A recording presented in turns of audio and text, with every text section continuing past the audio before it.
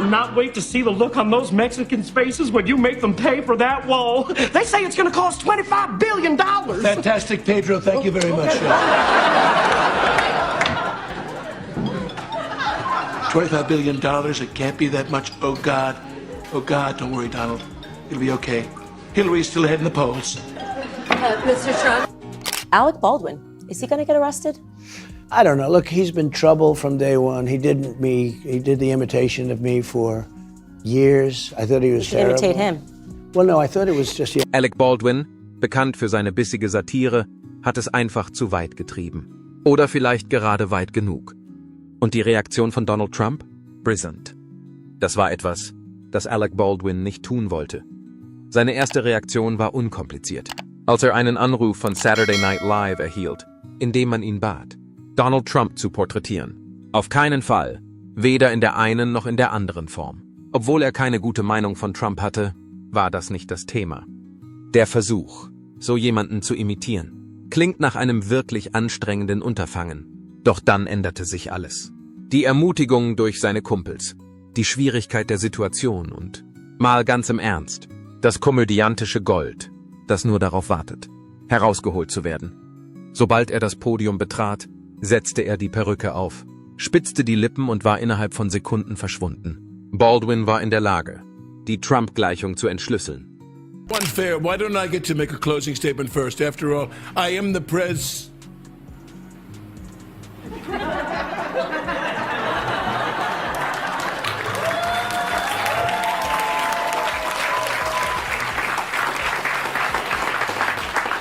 Sorry, but I think we all needed a break. Isn't that satisfying? Just not to hear his voice for a single goddamn second. Das ist der Moment, in dem die Dinge anfangen, wild zu werden. Es war etwas, das Trump verabscheute. Er verabscheute es zutiefst. Donald Trump wurde zunehmend unruhig, als Baldwin den Schmollmund, die Hände und die abschweifenden Ausdrücke weiter betonte.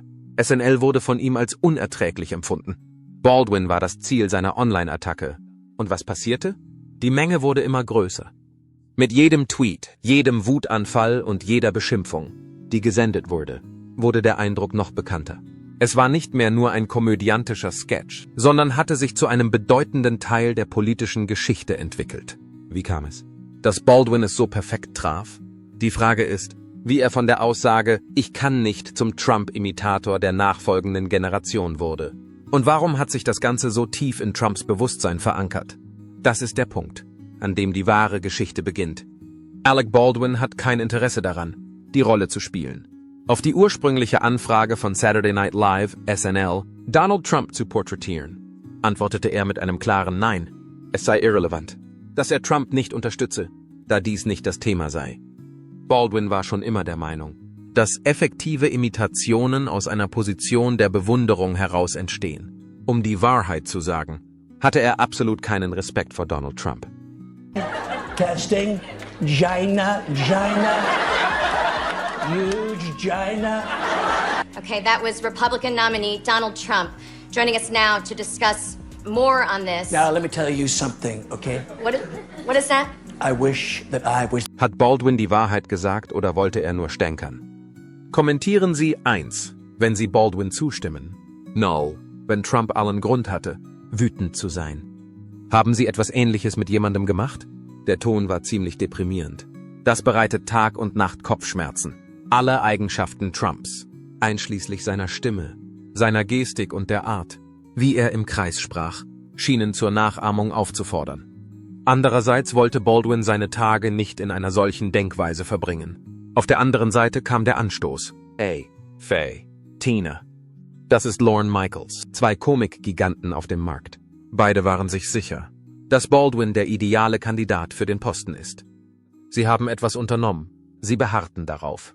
Er war erschöpft von ihnen. Es besteht die Möglichkeit, dass es an diesem Ort etwas gab. Etwas, das nicht nur auf eine weitere Zeichnung reduziert werden kann. Die Zeit ist endlich gekommen. Schließlich gab Baldwin sein Einverständnis. Schon bei der ersten Generalprobe passte alles zusammen.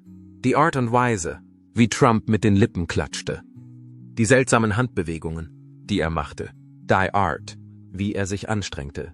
um Worte zu finden, die er nicht finden konnte. Baldwin hatte etwas Humorvolles entdeckt. Was mit einer gewissen Abneigung begann, verwandelte sich schließlich in einen komischen Schatz. Er hatte keine Ahnung, dass es so viel größer werden würde. That wouldn't be hard. I thought he did terrible. I thought he was terrible at it. They have other people that do much better, but he's always... Eine Perücke aufzusetzen und viel zu schmollen war nicht das Einzige, was nötig war, um Donald Trump zu werden. Alec Baldwin musste sich einer kompletten Verwandlung unterziehen. Es begann im Make-up-Stuhl, wo eine Gruppe von Leuten lange Zeit daran arbeitete, ihn in einen menschlichen Cheeto zu verwandeln. Schichten von orangefarbenem Make-up. Eine Perücke, die wirklich absurd war, und die richtige Menge an falscher Bräune waren alles Bestandteile ihres Looks. Das Ganze wurde sorgfältig konstruiert, um dem einzigartigen Stil von Trump zu entsprechen. Aber was ist das wahre Hindernis? Es ist die Stimme. Trump ist nicht nur ein guter Redner. Seine Rede ist weitschweifig. Er sucht nach Worten, die mächtiger und besser sind. Aber er findet sie nicht. Baldwin analysierte dieses Muster, indem er den eigentümlichen Rhythmus, die unangenehmen Pausen und die unverhältnismäßige Konzentration auf willkürlich gewählte Phrasen untersuchte. Er legte die Stirn in Falten, kniff die Augen zusammen und presste die Lippen aufeinander, um diese eigentümliche Schmollmundform zu erzeugen. Jedes Grinsen und jede Bewegung muss einfach perfekt sein. But Joe wears the biggest mask I've ever seen, and he's standing like 200 feet away from everybody. Oh. Look, man, I'm a nice guy, but if you give me any more guff tonight, I'll rip your face off like a mad chimp. I'll knock that thing off your head and burn it. Bury it in the pet cemetery where it came from. Stop it, Joe, stop! Und der schwierigste Teil? Stellen Sie sich vor, Sie wären Trump. Baldwin musste völlige Dummheit selbstbewusst und präsidial erscheinen lassen. Er musste verrückte Erklärungen abgeben, als wären sie die bedeutendsten Worte, die ihr gesagt wurden. Das war der Grund, warum es so lustig war. Es war auch nicht nur ein flüchtiger Gedanke. Dies war der Inbegriff einer Parodie. Es war nicht nur, dass er sich wie Trump verhielt. Die Kodierung hatte einen Riss bekommen. Zu diesem Zeitpunkt gab es keine Möglichkeit mehr, ihn vom Weitermachen abzuhalten. Die Nachahmung von Alec Baldwin wurde von Donald Trump sehr missbilligt. Seit der Ausstrahlung des Films konnte er nicht aufhören, immer wieder darüber zu sprechen. Gegen 2 Uhr nachts schickte er wütende Tweets darüber ab, wie ungerecht das Ganze sei, und bezeichnete Saturday Night Live als nicht ansehbar. Er bemerkte auch, dass Baldwins Darstellung schlecht war. Aber jetzt fangen die Dinge an, lustig zu werden. Jede einzelne Beleidigung trug dazu bei, dass sich die Wahrnehmung noch weiter verbreitete. Als eine Form der kostenlosen Werbung war Trumps Wut effektiv. Jedes Mal, wenn er seinem Frust über Baldwin Luft machte, schalteten immer mehr Menschen ein, um zu sehen, worum es bei dem ganzen Aufruhr ging. Er machte den Fehler, daraus ein Ereignis zu machen, das alle sehen sollten, anstatt es abzuschalten. Was ist mit Baldwin? Der Mann lehnte sich noch weiter vor. Well, everybody, there's only one guy who does the most mediocre impression of me. He fails like a dog. You know who I'm talking about, right? Who is it? You know, Donald, we could have been great friends. Why do you say that? If you had just changed your course 1 degree. I think you're a dog. All you needed was a slight change. Alec, you were so mean to me on the show. The way you portrayed me, it was so unfair. And Stormy Daniels knows it. Alec Baldwin. Well, Alec, let me tell you, the way you look at me, it makes me sick. And you're a nasty guy, and you should be ashamed of that. Well, what do you say to that? I say, you came, you left, I doubt you're ever coming back. God bless America. China, thank you very much. Mit jeder Woche schien die Wahrnehmung übertriebener, absurder und überraschenderweise auch richtiger zu werden. Durch die Verwendung von Trumps eigenen Äußerungen und deren Verdrehung war Baldwin in der Lage, das Ganze 10-mal witziger zu machen, als es sonst der Fall gewesen wäre. Es war nicht nötig, dass er etwas konstruiert. Seine echten Reden waren es, die den Job für ihn erledigten. Das Echo war geteilt. Die einen waren der Meinung, es handele sich um die brillanteste politische Komödie der letzten Jahre. Eine makellose Parodie von Trumps eigenartiger Redeweise. Andere wiederum, vor allem diejenigen, die Trump befürworten, waren empört. Trotz der Tatsache, dass sie als parteiisch, falsch und beleidigend bezeichneten, kam niemand umhin, ihre Existenz anzuerkennen. Und Trumps Ausbrüche haben das Problem nur noch verschlimmert. Die Wahrnehmung von Trump wurde durch Alec Baldwins Darstellung des Präsidenten verändert, die nicht nur lustig war. In kurzer Zeit verwandelte sich der einstige Comic-Sketch in ein politisches Statement. Baldwin machte sich nicht nur über Trumps Stimme oder seine Eigenheiten lustig, sondern hielt dem Wahnsinn der Führung des Präsidenten auch einen Spiegel vor. Ab einem bestimmten Punkt ging Baldwins Rolle im politischen Diskurs über die eines einfachen Komikers hinaus. Er wurde zu einem aktiven Teilnehmer an diesem Diskurs. In den Interviews ging es nicht mehr um seinen Beruf als Schauspieler, sondern um die Politik. Man wollte nicht nur seine Meinung zu Trumps Redeweise hören, sondern auch sein Urteil über seine Politik. Kontroversen und Tweets.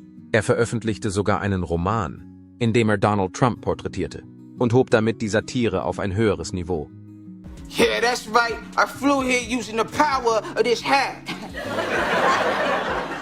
That's terrific. We've also got Hall of Fame running back and civil rights advocate Jim Brown. Many people know he was a great lacrosse player. How are you feeling, Jim? Already pretty nervous. Und dann kam der eigentümlichste Teil. Der Unterschied zwischen Baldwins Darstellung von Trump und dem tatsächlichen Trump wurde immer weniger deutlich. Sobald Trump zu sprechen begannen viele, die wöchentlich Saturday Night Live sahen, Baldwins Stimme in ihrem Kopf zu hören, die übertriebenen Handbewegungen, das nicht enden wollende Geschwafel und der Schmollmund, den er dabei machte. Das Ganze wurde so genau, dass die Realität selbst wie eine Karikatur ihrer selbst wirkte. Eines war ganz offensichtlich, auch wenn die einen lachten und die anderen sich empörten. Donald Trump, wie er von Baldwin dargestellt wurde, war nicht mehr nur ein Witz, sondern hatte sich zu einem der ikonischsten Bilder einer Präsidentschaft entwickelt. Am Anfang hat es ihnen Spaß gemacht, Trump zu spielen. Es war in jeder Hinsicht ein Sieg, die Lacher, die Aufmerksamkeit und der kulturelle Einfluss. Doch mit der Zeit spürte Alec Baldwin ein Gefühl der Beengtheit. Was als kurzfristiges Praktikum gedacht war, entpuppte sich als eine weitaus bedeutendere Chance. Außerdem war er plötzlich nicht mehr nur ein Schauspieler, der eine Rolle spielte, sondern er war jede Woche Trump. He says climate change is a hoax invented by China. It's pronounced China. Do you feel you're modeling appropriate and positive behavior for today's youth? No, next. So you don't care about the kids? Anderson, I love the kids, okay? I love them so much. Der Druck hat sich nicht verändert. Baldwin musste über jede Rede, jede Kontroverse und jeden seltsamen Moment, den Trump zu bieten hatte, auf dem Laufenden sein. Es war nicht mehr nur eine Frage des Humors, es schien vielmehr eine Verantwortung zu sein. Dies führte dazu, dass er sich mental erschöpft fühlte. Er räumte jedoch ein, dass er sich durch die Arbeit erschöpft fühlte, als würde er etwas Schweres tragen, das er nicht absetzen konnte. Danach kam es zu einer Gegenreaktion. Die Trump-Fans waren außer sich vor Wut. Eine Flut von hasserfüllten Texten traf ein. Einige schickten sogar Drohungen. Die Rolle des Trump war mehr als nur ein Beruf. Sie setzte ihn der Gefahr aus. Obwohl Baldwin jahrzehntelang in der Unterhaltungsbranche tätig war, hatte er noch nie ein solches Ausmaß an Wut und Leidenschaft verspürt. Mehrere Male spielte er mit dem Gedanken, aufzugeben. Aber dann, wie durch einen mechanischen Mechanismus, sagte Trump etwas, das anders war. Etwas Verrücktes und etwas, das man nicht ignorieren konnte. Baldwin war sich bewusst, dass er die Perücke auf seinem Kopf wieder aufsetzen musste. Obwohl er es nicht genoss, war er bis zum Schluss ein Teil dieser Geschichte. Es ist möglich, dass Alec Baldwins Darstellung von Donald Trump als Comedy-Sketch begann. Dennoch hat sie eine unauslöschliche Wirkung auf das Feld der politischen Satire hinterlassen. In Saturday Night Live haben sich Komiker schon lange über Präsidenten lustig gemacht. Vom ungeschickten Gerald Ford, gespielt von Chevy Chase, bis hin zum dümmlichen George W. Bush, gespielt von Will Ferrell. Baldwins Version von Trump war jedoch anders. Sie war nicht nur eine Figur, sondern wurde auch zu einem bedeutenden kulturellen Ereignis. Jeden Samstagabend schaltete eine große Zahl von Zuschauern ein. Nicht nur, um sich zu amüsieren, sondern auch, um Baldwins Reaktion auf die neuesten Nachrichten zu sehen. Auch nachdem Baldwin die Show verlassen hatte, hielt Saturday Night Live an dieser Praxis fest. Die Tatsache, dass sich die Show weiterhin über politische Persönlichkeiten lustig machte, zeigte, dass Satire mehr als nur eine Art der Unterhaltung war, sondern vielmehr eine Methode, sich der Realität zu nähern. Die Tatsache, dass Comedy schon immer eines der mächtigsten Instrumente gegen Autoritäten war, wurde dadurch ins Bewusstsein der Menschen gerückt. Er brachte die Absurdität ans Licht, die gelegentlich auch in Führungspositionen Einzug hält. Baldwins Trump war nicht nur witzig, sondern beeinflusste auch die Sichtweise der Menschen auf den tatsächlichen Donald Trump. Durch seine übertriebene Stimme, seine geschürzten Lippen und sein sprunghaftes Gebrabbel wurde Baldwin so einprägsam, dass viele Amerikaner nicht mehr in der Lage waren, eine echte Rede von Trump zu hören, ohne Baldwin zu sehen. Wie mächtig ist die Kraft der Parodie?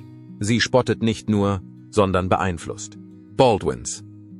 Trump ist ein Teil der Geschichte geworden, unabhängig davon, ob man ihn mag oder nicht.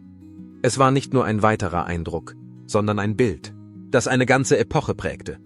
Quellen zufolge erwägt Trump rechtliche Schritte oder zumindest eine öffentliche Vergeltung während einer bevorstehenden Kundgebung. Dies könnte nur der Beginn einer weiteren Runde in ihrer erbitterten öffentlichen Fehde sein. Ist Baldwin zu weit gegangen oder hat er endlich gesagt, was viele gedacht haben? Schreiben Sie Ihre Meinung in die Kommentare. Klicken Sie auf Gefällt mir, wenn Sie der Meinung sind, dass zur Meinungsfreiheit auch die Forderung nach Macht gehört. Tippen Sie auf Abonnieren, damit Sie nicht verpassen, was als nächstes passiert, denn dieser Clash, das ist erst der Anfang. In einer Welt, in der Worte ein Feuer entfachen können, hat Baldwin gerade das Streichholz entzündet.